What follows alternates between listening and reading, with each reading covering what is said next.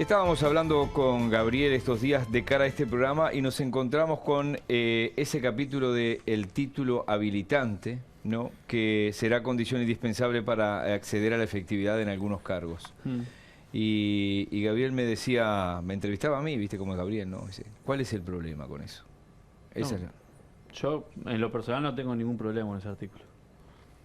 Pero déjame decirte lo siguiente, que me quedó colgado de la discusión anterior, porque se nos dice que estamos locos y la verdad que, fíjense lo que dice Tabaré Fernández, una persona muy crítica con los gobiernos del Frente Amplio a nivel académico. Estamos hablando de alguien de humanidades. De sociales. Sociales. Sobre obligatoriedad. Se elimina totalmente la determinación de las obligaciones familiares.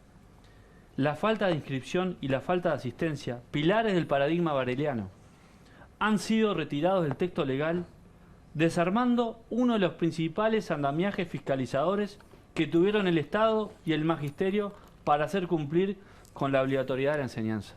Yo creo que es muy claro, pero entonces, no estamos. con ese criterio de Tabaré Fernández, los padres pueden no inscribirlo, sino pero, y la patria potestad no repito, con el criterio que dio el ministro en el Parlamento. Pero el ministro da un criterio, pero la LUC tiene una letra. Mándenle a Tabaré el Código de la Niñez y la Adolescencia, porque no lo leyó, ¿no?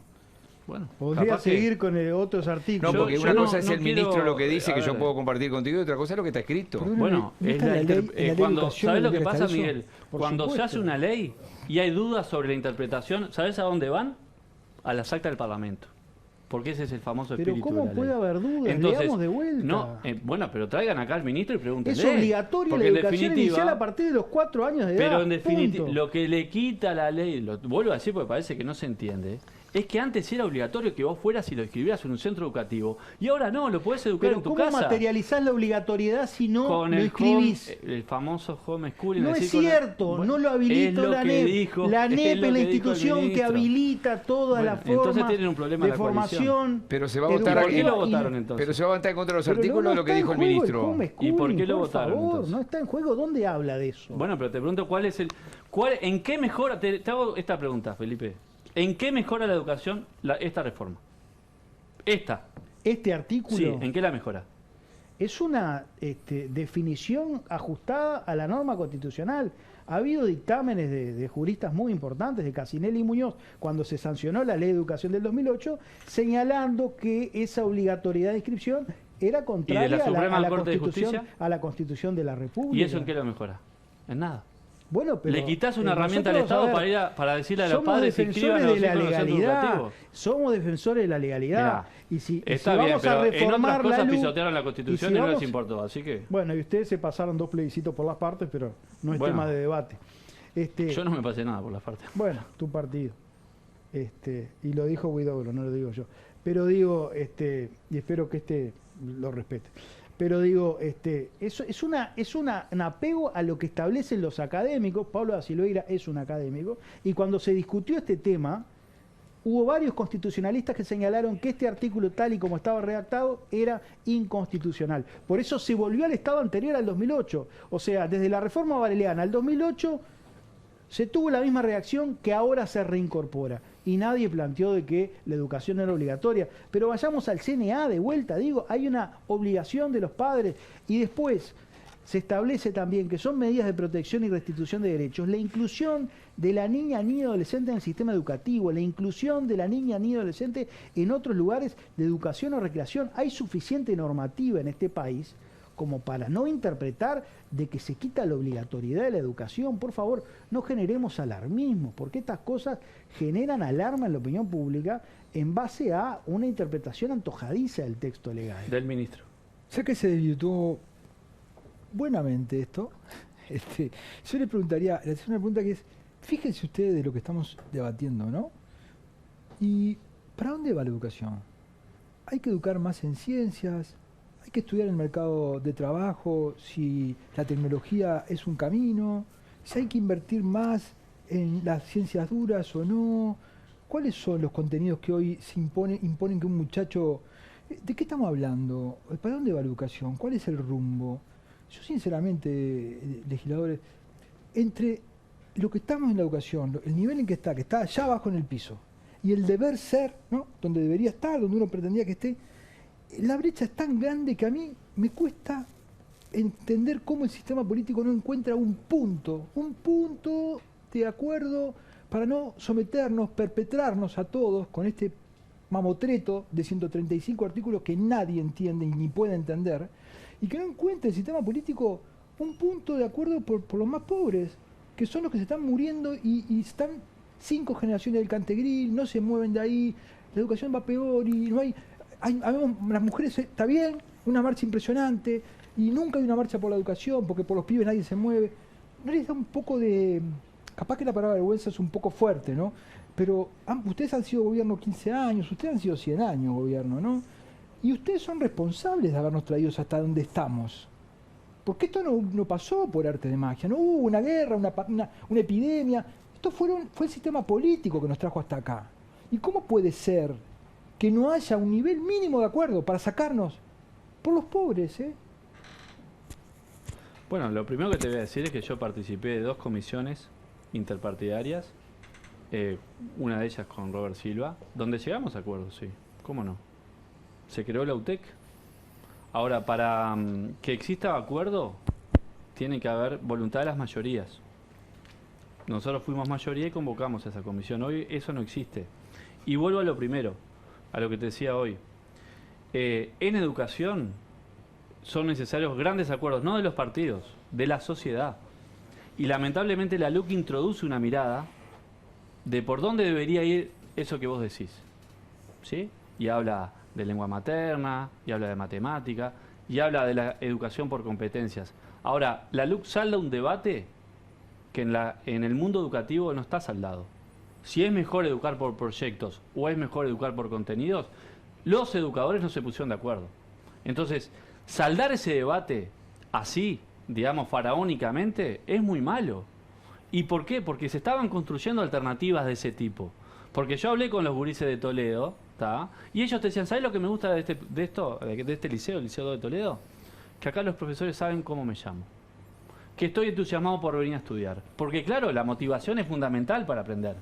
Nadie aprende si no está motivado. Y si de repente yo caigo con hablar de la democracia ateniense a un pibe que tiene problemas porque no tiene campeones, le estoy hablando de Saturno, ¿no? Entonces, la educación por competencias y fundamentalmente los proyectos tienen la búsqueda de generar esa emoción, de generar ese entusiasmo para aprender. Ahora, ¿vamos a llevar todo el sistema a ese proyecto? ¿Van a entrar los privados en ese proyecto? Los privados no quieren. ¿Por qué? Porque en el mundo no se saldó ese debate.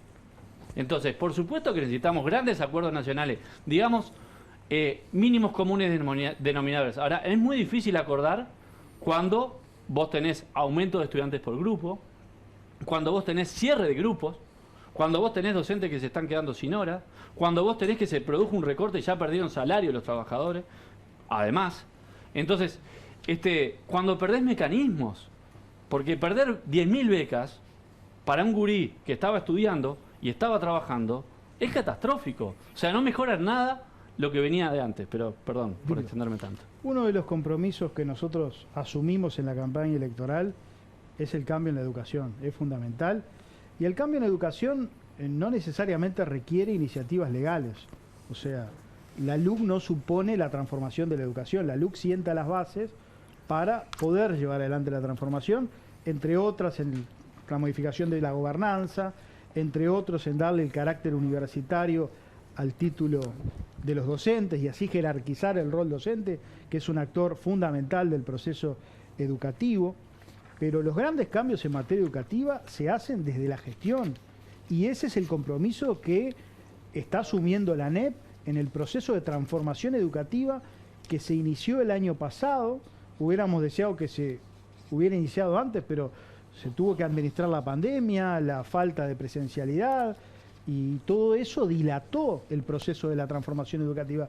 Pero este es el gran año de la transformación educativa para escuchar a todos los actores, a todos los partidos. La ANEP se reunió con el Frente Amplio, se reunió con el resto de los partidos, con los sindicatos, con los sectores productivos, con todos aquellos que tienen algo que aportar para cambiar la educación. Y el cambio en educación es, como decía Gabriel, tratar de quebrar esa fenomenal brecha que existe en nuestra educación, entre los que más tienen y los que menos tienen, y fundamentalmente cambiar la currícula.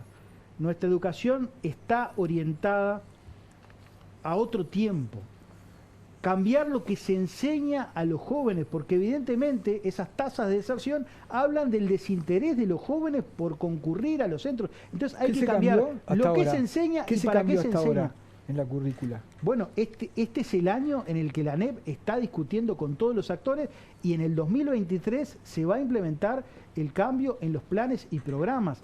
¿Y sabes qué? ¿Me permite una cosita? ¿Usted se da cuenta que con estos niveles de discrepancia que se expresan aquí, y con 3 años transcurrido del gobierno, cuando se cambie la currícula, vamos a aplicarla en los últimos 2 años? Y si en las próximas elecciones el Frente Amplio gana, que es una posibilidad, ¿verdad?, vamos a hacer lo que venimos haciendo en el país, que por la falta de acuerdos políticos vamos para allá 5 años, y después cambia el gobierno y vamos para allá otros 5 años, y para allá otros, y no sabemos a qué puerto nunca vamos. Estamos siempre navegando como un transatlántico en el océano. Entonces, ¿ustedes van a negociar esa currícula para que esto no pase? Por supuesto, ya hubo un primer encuentro, y la idea es poder reunir los máximos consensos, porque creo que en eso no vamos a estar en contra. Vamos todos, creo, me parece, a acompañar. Por lo menos creo que la primera reunión que hubo fue muy positiva, y no solo teniendo en cuenta la opinión de los partidos, sino también de otros actores que son importantes. La diferencia con lo que no se hizo en el pasado es que después de escuchar a todo el mundo, las autoridades de la educación van a tomar decisiones. Pues lamentablemente vivimos un estado asambleístico donde había muchísimo diagnóstico, pero nunca se tomaban las decisiones. Muchas veces por eso que se señalaba antes, las presiones sindicales que de alguna manera impidieron todos los procesos de cambio y transformación, y no lo hemos dicho solo nosotros desde la coalición, lo han reconocido actores fundamentales del Frente Amplio, el ex ministro de Economía Danilo Astori, el propio Mujica. Los sindicatos de la enseñanza son un obstáculo para la transformación de la educación, y por eso no se quiso avanzar. Por eso Mujica, cuando asumió la presidencia, dijo que su prioridad era la educación, y después admitió que había fracasado. Por eso Vázquez propuso el cambio en el ADN de la educación, y a los 6 meses estaban renunciando Miri y Filgueira.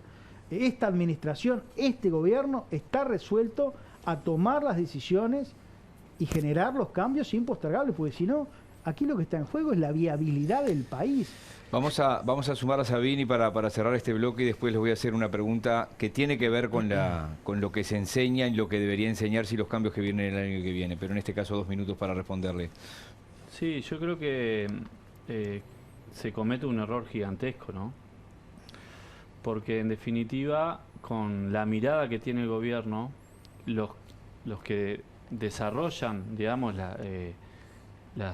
justamente las asignaturas, los cursos, son un problema, son un obstáculo a vencer, son digamos, son el problema, ¿no? Los docentes organizados son el problema. ¿Y qué van a transformar con eso? No van a transformar nada, porque yo no te puedo obligar a vos a hacer algo que no querés. No puedo. Entonces... Perdón, ¿qué está siendo irónico en eso? No. Cuando dice los docentes organizados son el problema, ¿a qué se refiere? No estoy diciendo la mirada que tiene el gobierno. Por eso está siendo irónico. No. Pero la tiene Mujica también. No. Dijo que había que hacer mierda a los sindicatos de la enseñanza. Nosotros no llegamos a tanto. ¿Y por qué no fuiste a militar a 609 entonces? Tanto que citas a Mujica. Mujica creó la UTEC. Mujica le dio presupuesto a los trabajadores. ¿Qué está diciendo sobre el tema que es un problema de los sindicatos? No entendí, lo que estoy diciendo es lo siguiente. Que si se quiere llevar adelante una transformación educativa, no se puede decir, dejo a los trabajadores de lado, dejo a los estudiantes de lado, dejo a las familias de lado. ¿Y los trabajadores pueden dejar a los estudiantes de lado? Porque los trabajadores son los que sostienen la educación en este país, son los trabajadores. ¿Quiénes van a darle de comer a los gurises? ¿Quiénes son los que dan los cursos? Yo le voy a decir una cosa. Yo cuando era chico, si mi madre no me mandaba a la escuela, no podía ir a laburar. ¿Quiénes son los que llaman cuando faltan los estudiantes? Yo le pido 30 segundos. Diríjase a la Cámara, a todas las madres jefas de hogar que tienen 3 veces más niños que en las zonas costeras, donde no se puede pagar educación privada, como la enorme mayoría de los políticos de este país pagan educación privada. Y dígales que mañana, cuando no puedan mandar a los pibes porque muchas escuelas no los reciben, porque saben que si muchas escuelas van, quedan sueltos por ahí. Dígales que el sindicato para por ellos.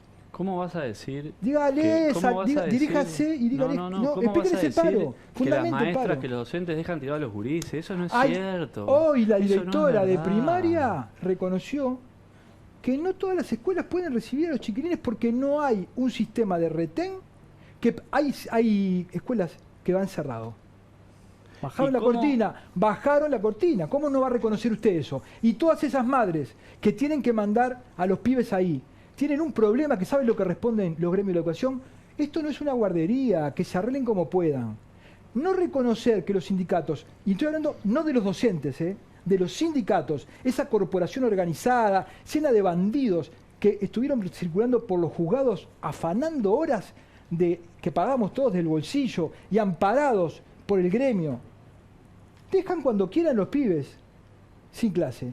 Nadie pasa, acá nadie les cobra, salvo el único que dijo Mujica, hay que hacer las pelotas, dijo. Bueno, Mujica pensará lo que pensará. Sí, claro. Ahora, yo realmente pienso que Uruguay ya hizo ese ejercicio. Ya lo hizo. Lo hizo en el 96. Y quieren hacer una reforma sin los trabajadores, sin las familias y los estudiantes, pueden hacerla. Ahora, eso no va a funcionar. Porque más que vencer, hay que convencer. Hay que convencer que la reforma que se quiere hacer es la que necesitamos. En el 96, ¿sabe usted lo de Rama? Sí. Le voy a recordar a la gente que en el año 96 Rama propuso los centros de horario completo. Está muy bien. Los sindicatos se opusieron a eso, le hicieron la guerra y el país y los pobres perdieron 8 años porque los sindicatos no querían, solo porque lo gobernaba el Partido Colorado. Ahora los sindicatos son la panacea, los centros de horario completo, porque gobernaba el Frente Amplio. Unos bandidos, David, no sea malo. Bueno, eso lo dice usted. No, ¿quién lo va a decir? Si soy yo que estoy hablando. En 30 segundos, ¿ustedes saben qué pasó con las propuestas de EDUI 21? Y arranco contigo, es decir, me dio la impresión que en el gobierno anterior escucharon y le hicieron ¡piquit! Y en este gobierno ni los escucharon, me parece que. En 30 segundos cada uno, ¿sabe qué pasó con EDUI 21? ¿Por qué no se tomó en cuenta? Lo que puedo decir que EDUI 21, hasta que gobernaba el Frente Amplio, decía que había que invertir 400 millones de dólares más en la educación y no ha dicho nada de los recortes que se han dado. Y muchos de los integrantes de EDU 21 son parte del gobierno. Esto es inobjetable. Robert Silva, Pablo Silveira, Aristimuño, eran toda gente que estaba ahí metida. Así que EDU 21 creo que no se puede sacar el sallo de que tiene mucha participación en el gobierno como una especie de organismo que fomentó a generar esta idea de que la educación está todo mal. Que está todo mal. Parece que la educación no se hace nada bien. No, nadie aprende, los gurises no van a los centros educativos. No sé, es una cosa espantosa y sin embargo, cuando uno va a las pruebas PISA, Uruguay tiene uno de los sistemas educativos que enseña mejor de toda América Latina. Es decir, en el contexto de desigualdad del continente más desigual del planeta, el sistema educativo uruguayo es uno de los 3 mejores de América Latina. Schipani, EDUI 21, digo, más allá de nombres que están en el gobierno, que es real. Muchas de las propuestas de EDUI 21, que las compartimos en su momento, forman parte del proceso de transformación que se está realizando en la educación. Muchas normas de la LUC establecen ¿cuál, por muchos ejemplo, principios, importante? por ejemplo, la autonomía de los centros educativos, que es una norma que se impugna también en la LUC, dándole a los directores, no, para nada inconstitucional, ¿qué? Dándole a los directores la potestad de tomar decisiones de acuerdo a la realidad de ese centro, de acuerdo a la ubicación geográfica, de acuerdo al departamento, a la localidad en la que se encuentra, no recibir directivas generales para todas las instituciones del país, que muchas de ellas son diferentes. ¿Se anima a dejarla por ahí y venimos con eso a ver qué le da esa autonomía, qué se puede hacer, que Sabini dice que es inconstitucional? Eso, me interesa ese punto. Ya venimos.